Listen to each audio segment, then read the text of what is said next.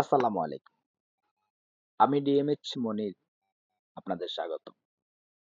আশা করি আপনারা ভালো আছেন। আজকে আপনাদেরকে খুব গুরুত্বপূর্ণ বিষয় নিয়ে একটা কথা বলবো। সেটা হচ্ছে আমি এক জায়গায় একটা লেখা দেখেছি। আমি দেখে লেখাটা নিয়ে আমি অবজার্ভ করেছি।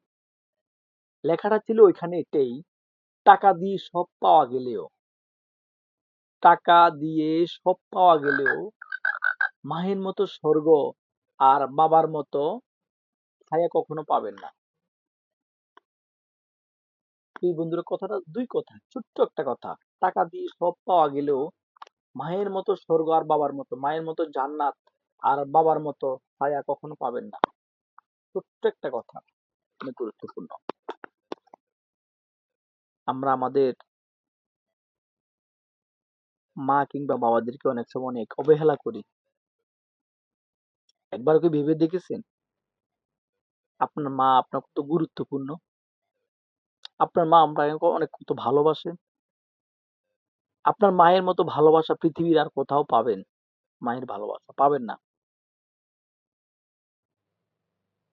একটা জিনিস ভাইবা দেখবেন, পৃথিবীতে যত সুখ, যত আশা, যত প্রত্যাশা, যত কিছু আছে সবকিছু এক, মায়ের ভালোবাসা এক।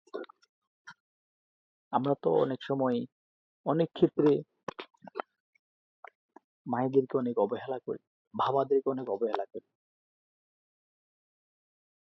বাবা নামের কত বড় বৃক্ষ, হারালে ভাই বুঝবেন বাবা হলো মহাপুরুষ, কালের বিবর্তনে খুঁজবেন। হ্যাঁ, এটাই সত্যি। বাবা এমন একটা শব্দ যেটা আসলে আমরা হয়তো ছোট্ট একটি শব্দ, মা কিংবা বাবা। আহ, আমাদের পরিবার, আমাদের ছেলে সন্তান, আমাদের সন্তানদেরকে পেয়ে আমরা যখন মা বাবাদেরকে ভুলে যাই, একবার কি ভেবে দেখেছেন আপনি যেমন আপনার সন্তানদের না খেয়ে খাওয়াচ্ছেন, আপনি যেমন আপনার সন্তানদের না করে পড়াচ্ছেন, আপনি যেমন আপনার সন্তানদের সুখের জন্য, ভালোর জন্য আপনি আপনার জীবনটাকে বিসর্জন করে দিয়েছিলেন, একবার কি ভেবেছেন তারা তো মা। আপনি যেমন আপনার সন্তানের মা কিংবা বাবা, ঠিক তেমনি আপনার মা বাবাও ঠিক আপনার জন্য এমনই করেছেন। আপনাকে নিয়ে অনেক স্বপ্ন দেখেছেন, আপনাকে নিয়ে অনেক রাত্র জেগেছেন, আপনাকে নিয়ে আপনি অসুস্থ হইলে মা কিংবা বাবার ঠিক থাকতো না। কিভাবে সম্ভব? মা কিংবা বাবা, এত ছোট্ট এই শব্দটি নিয়ে আপনারা মা বাবাদেরকে এত অবহেলা করার কারণটা কি? আপনারা কি বুঝেন না এই সময়টা আপনারও আসতে পারে? সময়ের পরিবর্তনে হয়তো এই সময়টা আপনারও আসতে পারে। এই জিনিসটা বুঝেন না। আমরা কিসের পিছনে দৌড়াই? প্রিয় বন্ধুরা, আসলে মা এমন একটি শব্দ, মা শব্দটা যখন মুখে নেই, যখন মা বলে ডাকে, আসলে কে কেমন ফিল করে বুঝি না, জানি না। তবে আমি আমার জায়গা থেকে যখন আমি আমার মাকে মা বলে ডাকি, আমার ভিতরে যত ক্লান্তি, যত কষ্ট সব দূর হয়ে যায়। আমি সার্বক্ষণিক আমার সৃষ্টিকর্তার কাছে, আমার আল্লাহর কাছে আমি সার্বক্ষণিক দোয়া করি আমার মা কিংবা বাবাকে যতকাল আমার মাঝে রাখবেন, যতকাল সে থাকবে অন্তত সুস্থতার সাথে থাকে, এবং আমার মা বাবার সাথে কখনো যাতে করে বেয়াদবি না হয়, আমার কথায় চাল চলনে। আমি সার্বক্ষণিক আল্লাহর কাছে সবসময় দোয়া করি যে আল্লাহ তুমি আমাকে এইভাবে চালাও। প্রিয় বন্ধুরা, আমি আসলে আবেগে হয়তো অনেক কথা বলে ফেলি, কিন্তু আসলে আজকে যখন মা কিংবা বাবার নিয়ে এই ভিডিওটা যখন করতে আসলাম, আমার আসলে কথা আসছে না। আমি অনেক সময় অনেক কিছু ভাবি, আমরা অনেক সময় অনেক পরিবারের সাথে কমিউনিকেট করি কিংবা যাই, একটা মায়ের গুরুত্ব, একটা মায়ের বাবার মায়ের সন্তানের প্রতি গুরুত্ব কতটুকু? মা একটা সন্তানকে কি পরিমাণ ভালোবাসেন, কি পরিমাণ তার ভালো চিন্তা করেন, আপনি চিন্তাও করতে পারবেন না। কেন পারবেন না? আপনি তো মা না, আপনি তো বাবা। আপনি তো বাবাও না। আর বাবা হলেও ওই যোগ্য বাবা হতে পারেন নাই। আপনি ওই সিচুয়েশনে এখন যাইতে পারেন নাই। আপনি কি একবারও চিন্তা করেছেন?